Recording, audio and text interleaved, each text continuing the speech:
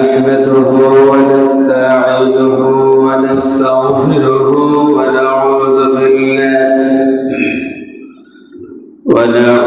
بالله من شرور أنفسنا ومن سيئات أعمالنا من يهده الله فلا مضل له ومن يضلله فلا هادي له ونشهد أن لا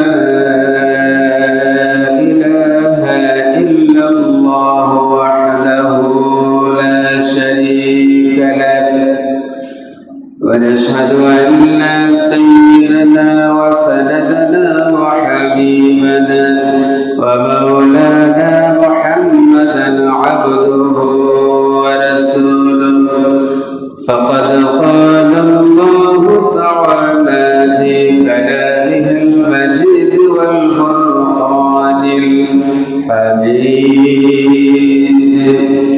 أعوذ بالله من الشيطان الرجيم بسم الله الرحمن الرحيم إن الله وملائكته يصلون على النبي يا أيها الذين آمنوا صلوا عليه وسلموا تسليما সকলে জবান ছেড়ে দিয়ে মহব্বতের সাথে পড়ি আল্লাহুম্মা সাল্লি আলা সাইয়্যিদিনা মাওলানা মুহাম্মদ ওয়া আলা আলি সাইয়্যিদিনা মাওলানা بلغ العلا بكماله كشف الدجى بجماله حسنت جميع خصاله صلوا عليه وآله अरबेरी मरुभूमिते जताए मा आमनारी गौर खुदारी करुणा कौसर होए जरसे बरोबर बलगल उला बिकमालिही कशफत दुजा बिजमालिही حسنت جميع خصاله صلوا عليه وآله معزز حضرات علماء کرام উপস্থিত আমার প্রাণ প্রিয় দিনদার ইমানদার আল্লাহ পাকের আশিকিন জাকিরিন মুহিব্বিন আমার দিনদার ইমানদার মুসলমান ভাইরা পর্দার ভিতরে অবস্থানরত আমার মা ও বোনেরা আমরা একান্ত গোলামের মতো মহান আল্লাহ তাবারাকা ওয়া তাআলার দরবারে আমরা সকলেই আমাদের অন্তরের অন্তঃস্থল দিয়ে মহব্বতের সাথে আল্লাহ পাকের শেখানো ভাষায় কালিমাতুর শুকরিয়া আদায় করছি। আমরা সকলে পড়ছি আলহামদুলিল্লাহ। আমরা সূরা লুকমান থেকে ধারাবাহিক আলোচনা করতেছি। আজকে হযরত লুকমানের ছেলের প্রতি তার একটি নসিহত, এই নসিহতটি আমরা আলোচনা করব। আল্লাহ পাকের কাছে আমরা তৌফিক কামনা করছি। হযরত লুকমান তিনি একজন জ্ঞানী ব্যক্তি ছিলেন। তিনি তার সন্তানকে খুব ভালোবাসতেন, মহব্বত করতেন। তিনি তার ছেলেকে একান্ত কাছে দেখে তিনি নসিহত করছেন। নসিহতের ফাঁকে ছেলে বাবার কাছে জিজ্ঞাসা করছে, বাবা, আমি যদি কোনো সময় অপরাধ করে ফেলি, এই অপরাধ যদি দুনিয়ার কোনো মানুষ না দেখে, কারো কাছে যদি প্রকাশ না পায়, কেউ যদি বুঝতে না পারে, তাহলে আমার ওই গোপন অপরাধ, আমার ওই গোপন গুনাহটা আল্লাহ পাক কিভাবে দেখবেন? আমি যদি লুকিয়ে কোনো গুনাহ করি, তাহলে আল্লাহ পাক কিভাবে দেখবেন? লোকমান তার সন্তানকে নসিহত করছেন। ছেলের প্রতি বাবার কাছে নসিহত শুনে আবার জিজ্ঞাসা করছে, এমন একটি কথা জিজ্ঞাসা করছে।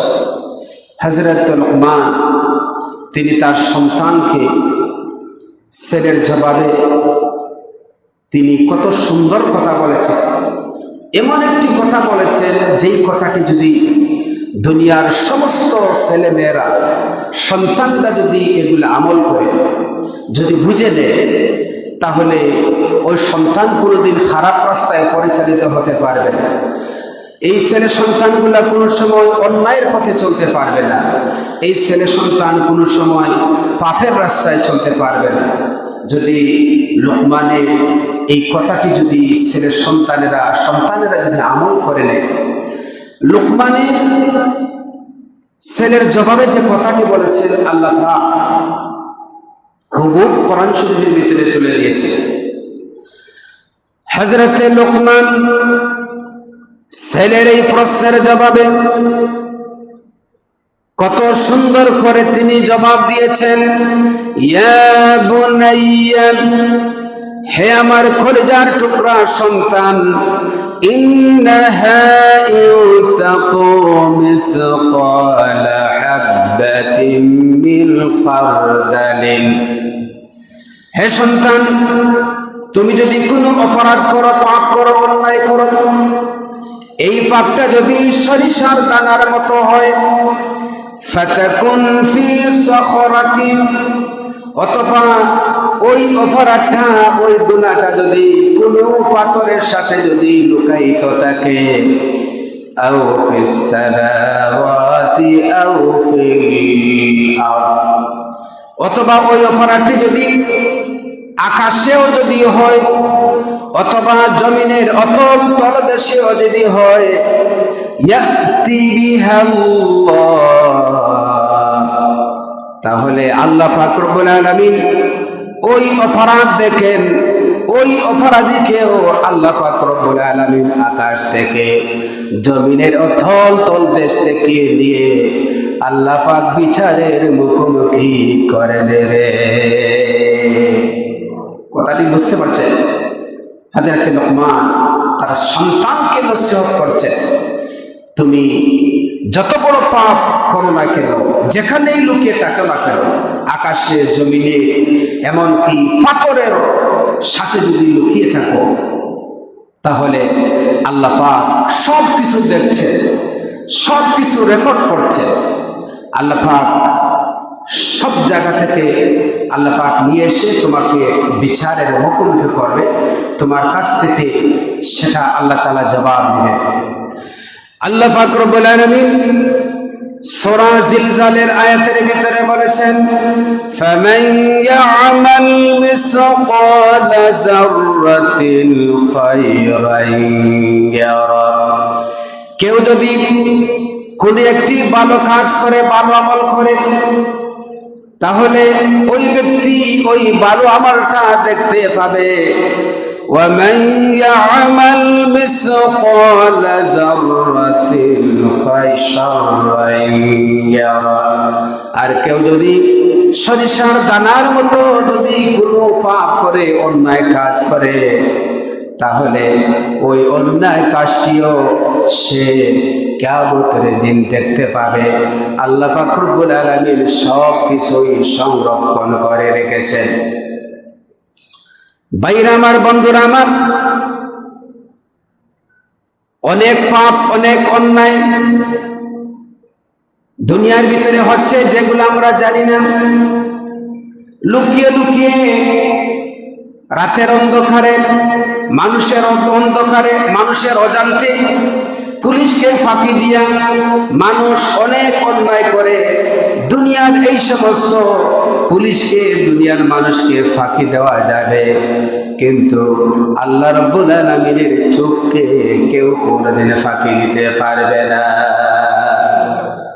দুনিয়ার ভিতরে মানুষের হাতের ইশারা বুঝে, চোখের ইশারা বুঝে, শরীরের বা ভঙ্গি দিয়া, ইশারা দিয়া যে কথা বলে, এইগুলা বুঝে, কিন্তু মানুষের মনের ভিতরে যা খেলে, মানুষের মন দিয়া, মানুষের মনের ভিতরে যা উদয় হয়, যে কল্পনা করে, যে চিন্তা করে, ওই চিন্তা কল্পনা দুনিয়ার কোনো মানুষ জানে না, জানার কথা নয়।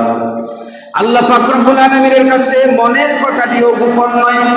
আল্লাহ পাক রব্বুল আলামিন বলেন, ওয়া ইন তুবদু মা ফি আনফুসিকুম আও তুখফুহু ইউহাসিবুকুম বিহিল্লাহ। আল্লাহ পাক বলেন, তোমাদের মনের ভিতরে যদি কোনো কিছু থাকে, ওই মনের কথা, কল্পনা যদি তোমরা প্রকাশ করো অথবা প্রকাশ নাও করো, আল্লাহ পাক রব্বুল আলামিন তা জানেন, তা দেখেন। শুধু জানেন না, আল্লাহ পাক রব্বুল আলামিন মনের ওই কল্পনাটাও, মনের ওই কল্পনার হিসাবটাও আল্লাহ পাক তোমার কাছ থেকে নেবে। মনের কল্পনাও আল্লাহ পাক তোমার আমার কাছ থেকে নেবে। আল্লাহ পাকের চোখকে কোনো সঙ্গে ফাঁকি দেওয়া যায় না, যায় যদি বলে আল্লাহ পাকের চোখকে ফাঁকি দেওয়া যায় না। আমাদের তো অনেক দুর্বলতা রয়েছে। আমরা যদি একটু অসতর্কতা হই, তাহলে আমাদের পকেট থেকে টাকা পয়সা, মোবাইল এগুলো হারিয়ে যায়, চুরি নিয়ে নেয়।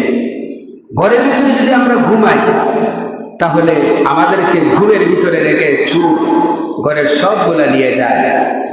আল্লাহ পাক এরকম নাকি যে আল্লাহ পাক তার সৃষ্টিকে রেখে আল্লাহ পাক ঘুমিয়ে গিয়েছে, আর সৃষ্টি খবর রাখছেন না, এরকম নয়। আমাদের মতো আল্লাহ পাকের এই দুর্বলতা নাই, না আছে যদি বলে আল্লাহ পাক রাত্রিবেলা একটু ঘুমিয়ে একটু রেস্ট নেন, এরকম না। আল্লাহ পাকের ঘুমও নাই, তন্দ্রাও নাই, আমাদের আছে।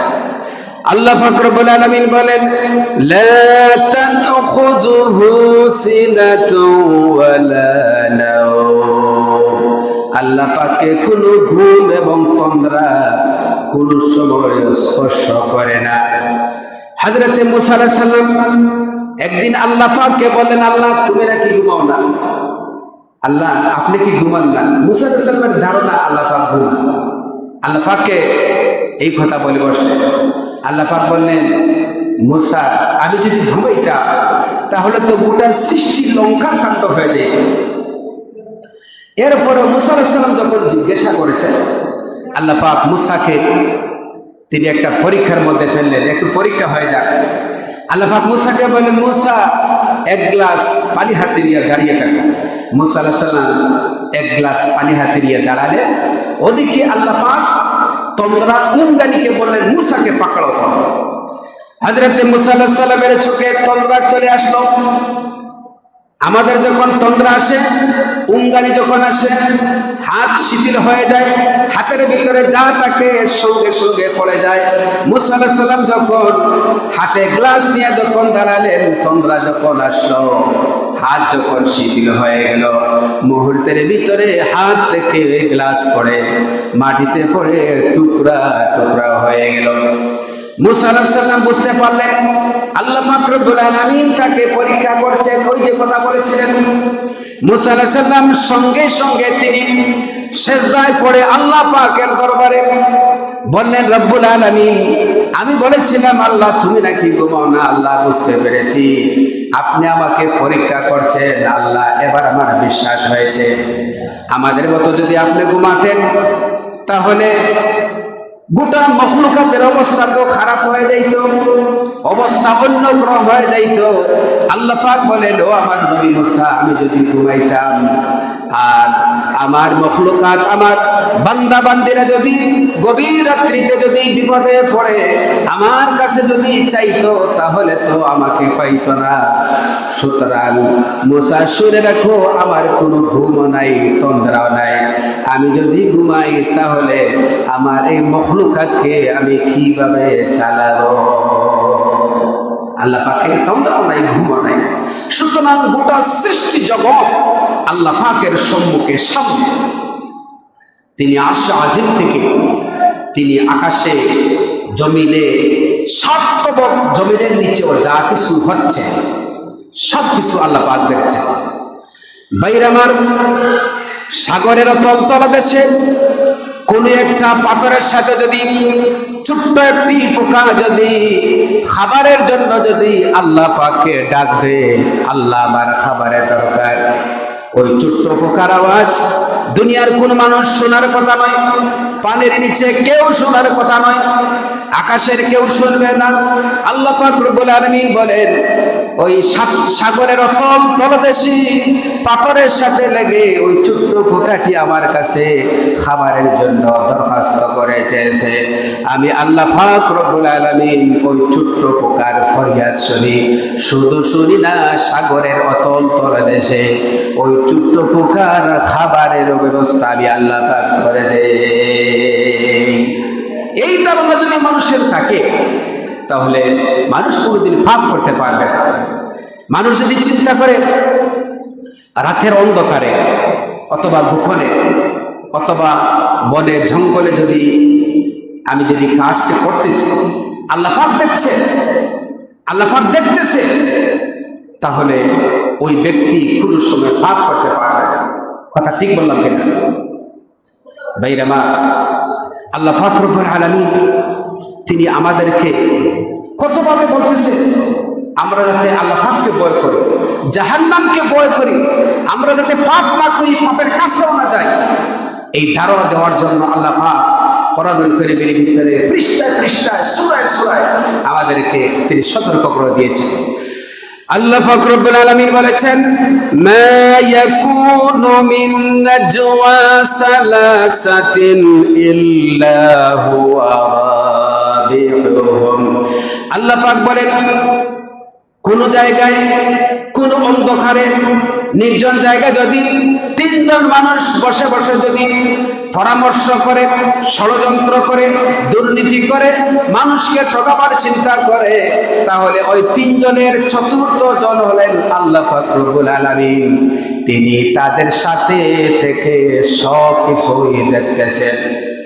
আল্লাহ পাক রব্বুল আলামিন আরো বলেন, ওয়ালা খামসাতিন ইল্লা হুয়া সাদিসুহুম।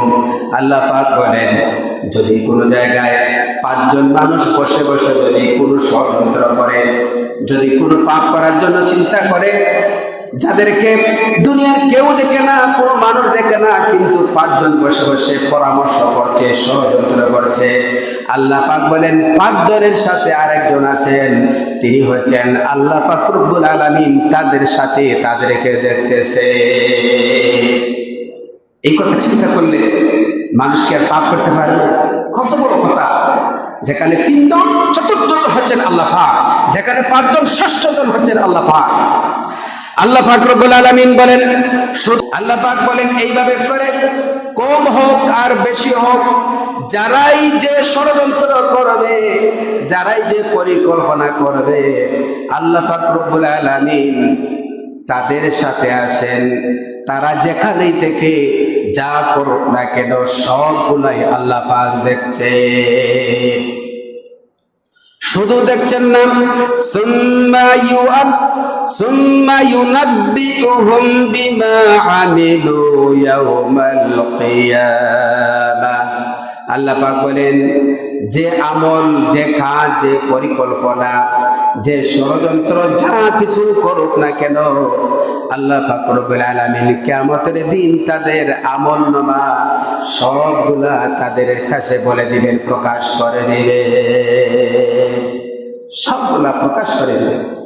হযরত লোকমান তার সন্তানকে কি কথাগুলো বলছে, এই কথাগুলো যদি কোনো মা বাবা তার সন্তানকে যদি বলে, তাহলে ওই সন্তান মা বাবার কথা বেশি শুনবে।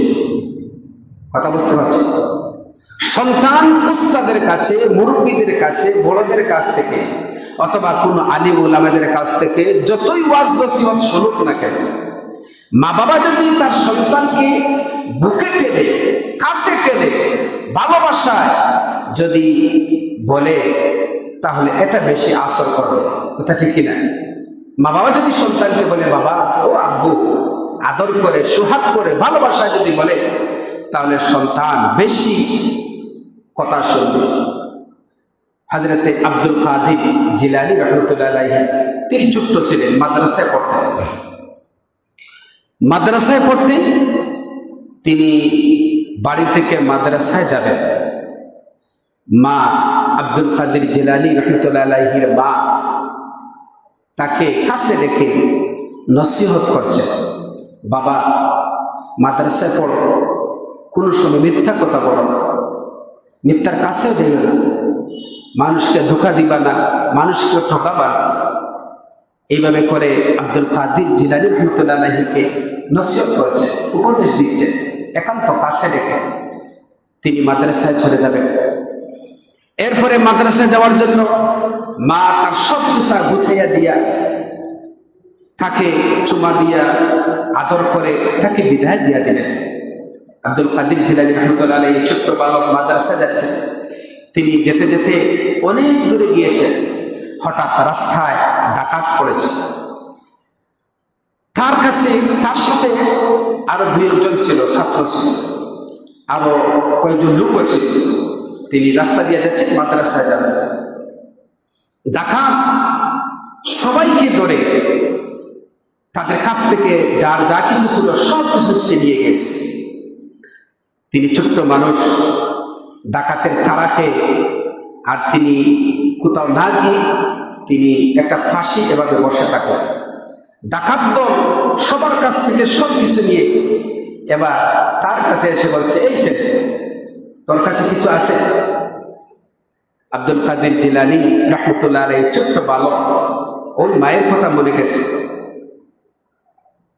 তিনি চাইলে যদি বলতেন যে আমার কাছে কিছুই নাই, তাহলে ডাকাত তারা চলে যাইত। এই ছোট্ট বালকের কাছে কি থাকে? তার ওই মায়ের কথা মনে গেছে। মা তো তাকে নসিহত করেছেন, উপদেশ দিয়েছেন, বাবা কোন সময় মিথ্যা কথা বলো না। তার কাছে 1200 দিরহাম ছিল, ওই সময়ের টাকা, অনেকগুলা টাকা ছিল। তিনি মায়ের উপদেশটা শুনতে গিয়ে আস্তে করে তার পকেট থেকে ওই টাকাগুলো বের করে দিয়া বলেন যে এই নেন, আমার কাছে এগুলো আছে। ডাকাত দলের সর্দার বলল, বালক, তোমার কাছে আমি টাকা চেয়েছি, কোনো কিছু আছে নাকি? তুমি তো যদি বলতে যে আমার কাছে কিছু চাই, তাহলে তো আমরা তোমার কাছ থেকে আমরা কিছু নিতাম না।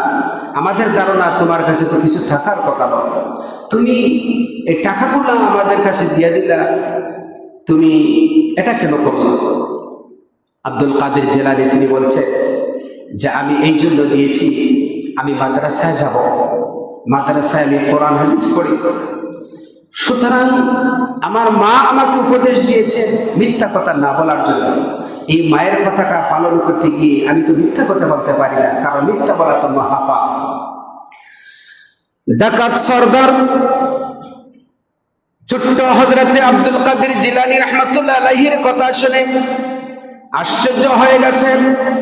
আমার ডাকাতির জীবনে দীর্ঘদিন হয়ে গেছে, আমি বহু মানুষকে দেখেছি, কিন্তু এই ছোট্ট বালক, তার ভিতরে যে সততা, তার মায়ের একটা উপদেশ পালন করতে গিয়ে তার কাছে যে টাকা ছিল, ওই টাকাগুলো আমাদের হাতে তুলে দিয়েছে।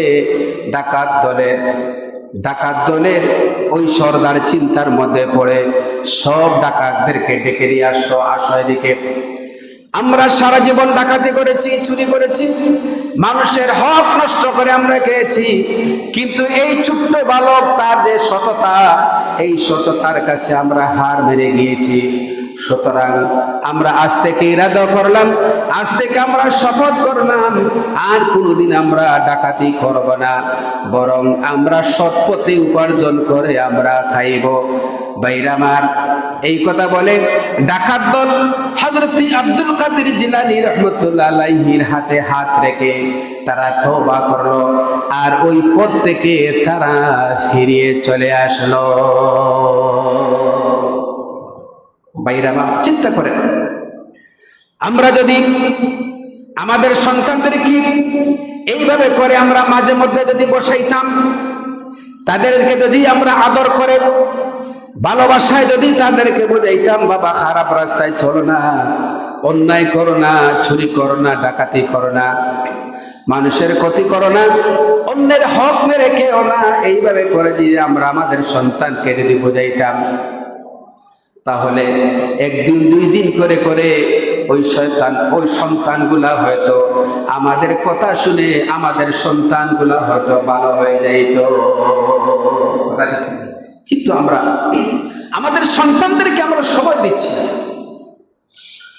ভাইরা আমার, এই জন্য আমরা আমাদের সন্তানদেরকে সময় দেব, তাদেরকে নসিহত করব, উপদেশ করব, তাদেরকে আমরা আদব শিক্ষা দিব। আমরা মা বাবা হইয়া আমাদের সন্তানদেরকে যে আদব শিক্ষা দিব, অন্য কেউ এরকম আদব শিক্ষা দিতে পারবে না। আমরা এদিক দিয়ে বড় দুর্বলতায় রয়েছে।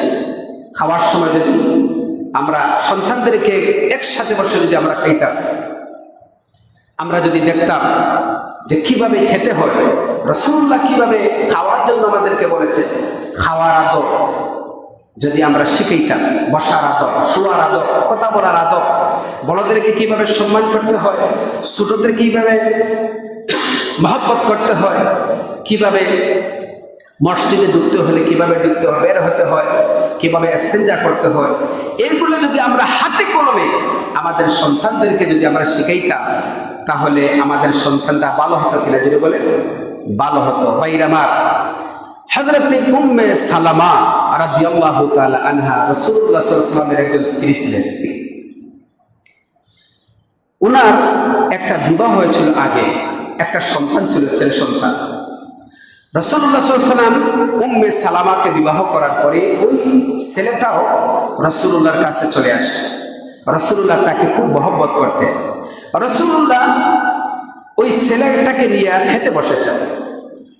আপনারা দেখবেন, যদি কোনো বাচ্চাদেরকে খেতে যদি আপনারা নিয়ে বসেন, তাহলে বাচ্চারা দেখবেন সবসময় নিজের কাছ থেকে অন্য জায়গা থেকে খাওয়াকে পছন্দ করে, ভালোটা খাওয়া পছন্দ করে। কথা ঠিক কিনা? রাসূলুল্লাহ সাল্লাল্লাহু আলাইহি ওয়াসাল্লাম উম্মে সালামার ওই ছেলেটাকে খেতে নিয়ে বসেছেন। তিনি দেখেছেন যে তার খাওয়ার পদ্ধতিটা ভালো না, সে নিজের কাছে না খেয়ে অন্য জায়গা থেকে এভাবে খাচ্ছে। রাসূলুল্লাহ সাল্লাল্লাহু আলাইহি ওয়াসাল্লাম উম্মে সালামার ওই ছেলেটাকে বুঝালেন, বাবা এরকম খাইতে নাই। রাসূলুল্লাহ সাল্লাল্লাহু আলাইহি ওয়াসাল্লাম তাকে বলে দিলেন যে কিভাবে খাইতে হয়। রাসূলুল্লাহ সাল্লাল্লাহু আলাইহি ওয়াসাল্লাম প্রথমেই তাকে বললেন, ইয়া গুলাম সাম্মিল্লাহ, ও সন্তান, তুমি যখন খেতে বসেছো সর্বপ্রথম তুমি বিসমিল্লাহ বলো, বিসমিল্লাহির রহমানির রহিম বলে খাওয়া শুরু করো। সুবহানাল্লাহ। রাসূলুল্লাহ কিভাবে হাতে কলমে সন্তানটাকে শিক্ষা দিচ্ছে। আমরা আমাদের ছেলে সন্তানদেরকে বসাইয়া আমরা যদি এইভাবে করে সন্তানকে শিক্ষা দিই, বাবা এইভাবে পানি খাবা না। অনেক সন্তানরা দেখবেন বাম হাতে পানি খায়, দেখছেন কিনা আপনারা? বাম হাতে পানি খায়। ছেলেকে বুঝান, মেয়েকে বুঝান, স্ত্রীকে বুঝান যে বাম হাতে এভাবে পানি খাইতে নাই। পানি খাওয়ার সুন্নত, ভাত খাওয়ার সুন্নত, খাওয়ার আগে বিসমিল্লাহ বলে খাইতে, এইভাবে সন্তানকে বোঝা। রাসূলুল্লাহ উম্মে সালামা এই ছেলেকে বোঝান। এরপরে ওয়াকুল বিয়ামিনিক, এরপরে ডান হাত দিয়ে খাও, তোমার পাশে যেটা আছে এখান থেকে খাওয়া শুরু করো। রাসূলুল্লাহ সাল্লাল্লাহু আলাইহি ওয়াসাল্লাম উম্মে সালামা এই ছেলেটাকে হাতে কলমে খাওয়ারের এভাবে শিক্ষা দিয়ে দিলেন। সুবহানাল্লাহ। আমরা এদিক দিয়ে কিন্তু অনেক দুর্বলতায় রয়ে গেছি। আমরা আমাদের সন্তানগুলোকে এভাবে আমরা নসিহত করতে পারছি না, উপদেশ দিতে পারছি না, তাদেরকে আমরা পরিচালনা করতে পারছি না। আমরা তাদেরকে হাতে কলমে যেভাবে শিক্ষা দেওয়া, এইভাবে কিন্তু আমরা শিক্ষা দিতে পারছি না। কথা ঠিক বললাম কিনা? ভাইরা আমার, হযরতে লোকমান তার সন্তানকে নসিহত দিতে গিয়ে বললেন, সন্তান, তুমি যেখানেই থাকো না কেন, যে কোনো পাপ করো না কেন, আল্লাহ পাক এগুলা দেখছেন, এইগুলার হিসাব নিকাশ নেবেন। ছেলে বাবার কাছ থেকে ওই নসিহতটা শুনল।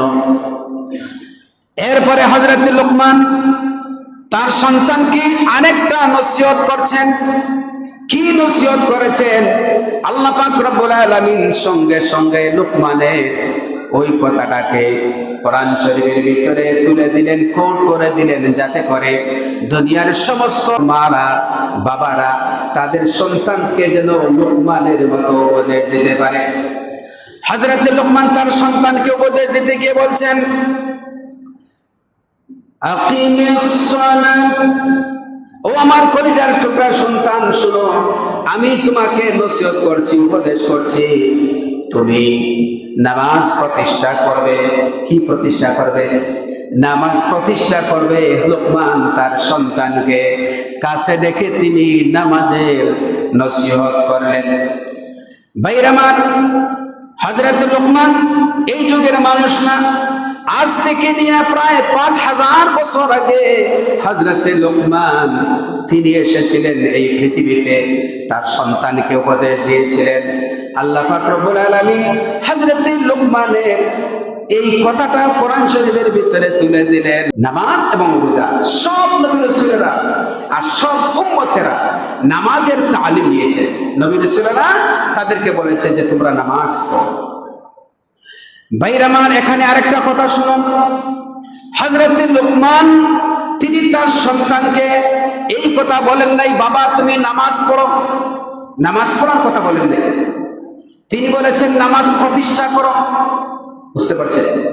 নামাজ পড়ার কথা বলেন নাই। শুধু তাই না, আল্লাহ পাক রব্বুল আলামিন কোরআন শরীফের ভিতরে এক জায়গায় নয়, দুই জায়গায় নয়, 82 জায়গায় আল্লাহ তাআলা নামাজের কথা বলেছেন।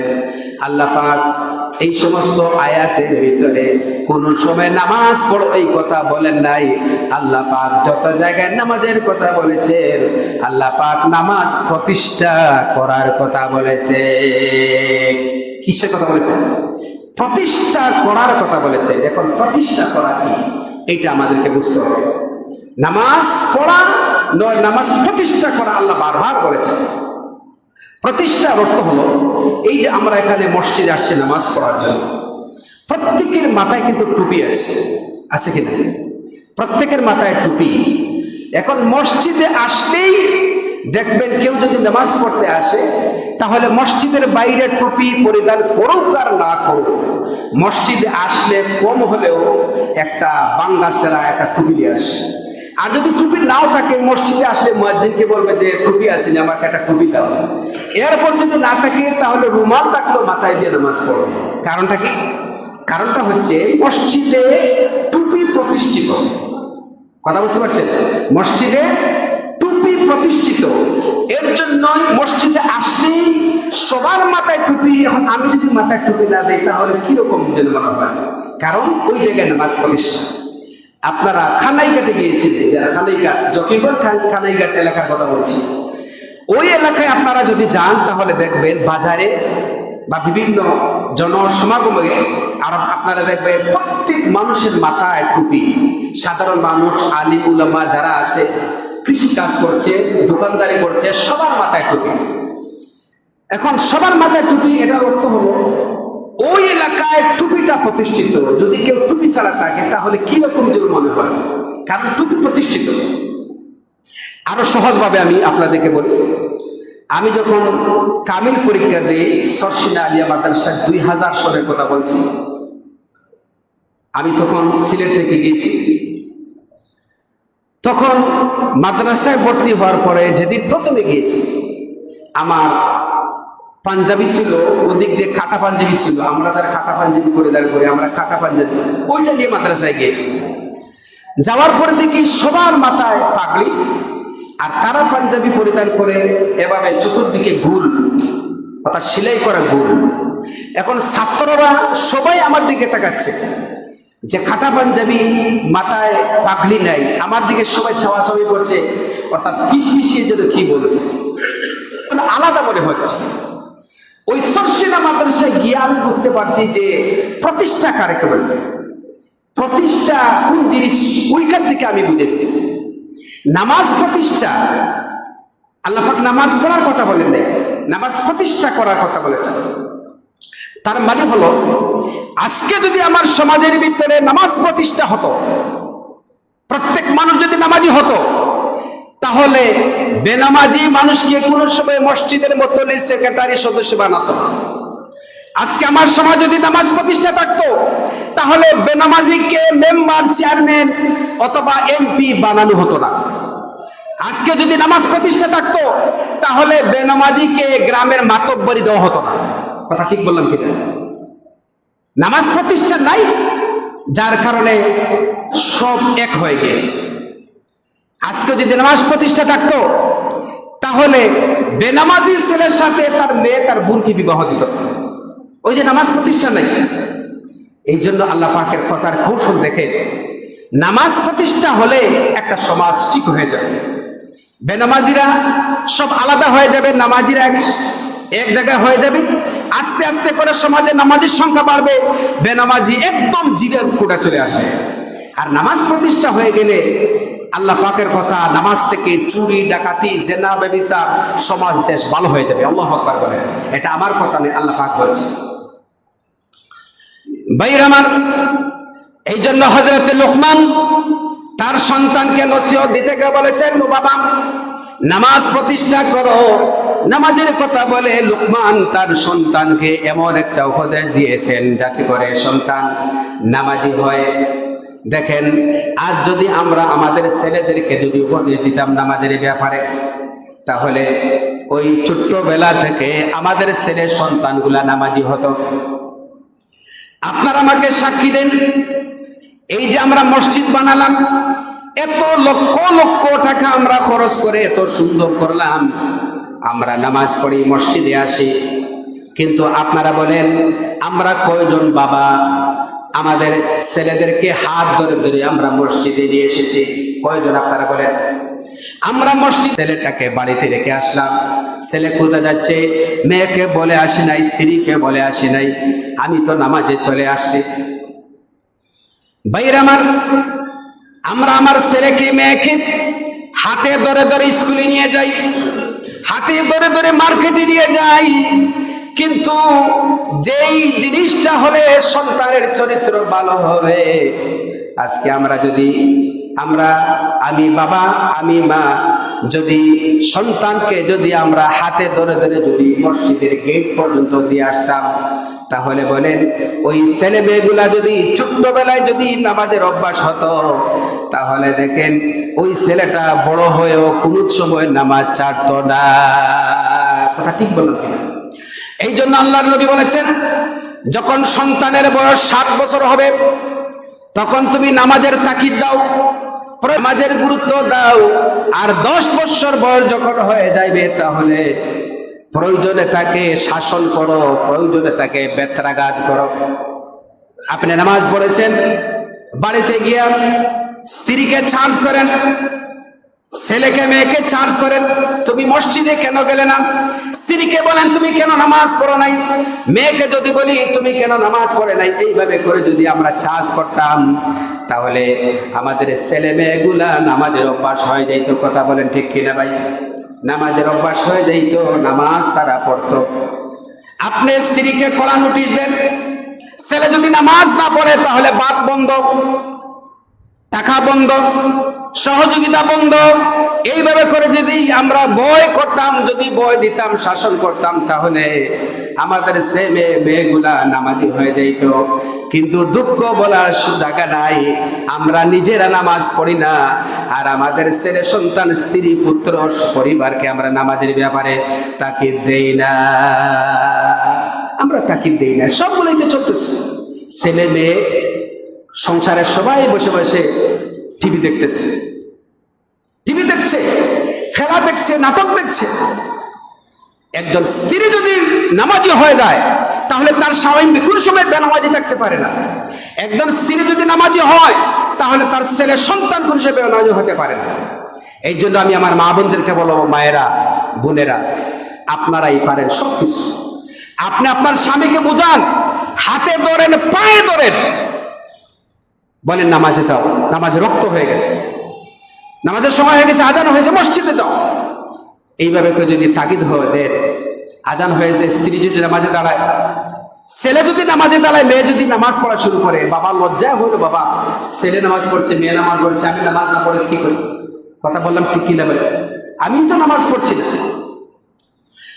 ভাইরা আমার শুনুন, হযরত লোকমান তার সন্তানকে নামাজের ব্যাপারে তাকিদ করছেন, ও আমার সন্তান, নামাজ পড়ো, নামাজ প্রতিষ্ঠা করো, নামাজের নসিহত করছেন। ভাইরা আমার, আল্লাহ পাক রব্বুল আলামিন কিয়ামতের দিন মানুষেরা যত কারণে জাহান্নামের ভিতরে যাবে, জাহান্নামে যাওয়ার যতগুলা কারণ হবে, ওই কারণগুলার ভিতরে বড় বড় দুইটা কারণ হলো মানুষ জাহান্নামে যাওয়ার। আল্লাহ পাক রব্বুল আলামিন কোরআন শরীফের ভিতরে বলেন, ইয়াতাসাআলুনা আনিল মুজরিমিন। কিয়ামতের দিন আল্লাহ পাক রব্বুল আলামিন মুজরিমদেরকে, জাহান্নামীদেরকে, পাপীদেরকে আল্লাহ পাক জিজ্ঞাসা করবেন।